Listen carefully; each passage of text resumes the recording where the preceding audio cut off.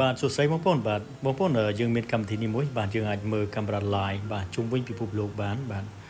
កន្លែងគ្រប់គ្រាន់បងប្អូនបាទចុចប៉ចមកបាទនៅប្រទេសណាគឺយើងអាចមើលឃើញបាទកាមេរ៉ាផ្សាយផ្ទាល់បាទពីប្រទេសហ្នឹង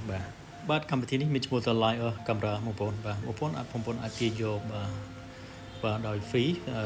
វា support ទាំង iOS និង Android បាទ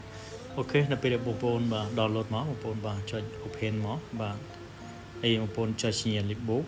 បាទហើយត្រង់កន្លែងនេះបាទយើងបើកមកconfirm license agreement បាទបើកមកហើយយើងចុច accept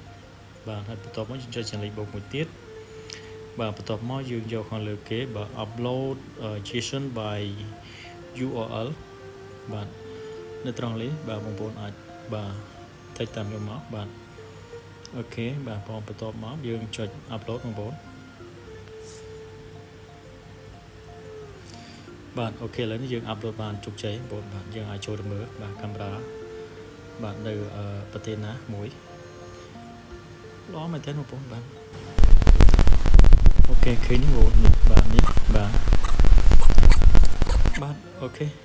សម្រាប់វីដេអូនេះគឺមានតែប៉ុណ្្នឹងបងប្អូនបាទសូមអរគុណសូមជម្រាបលាបាយបាយ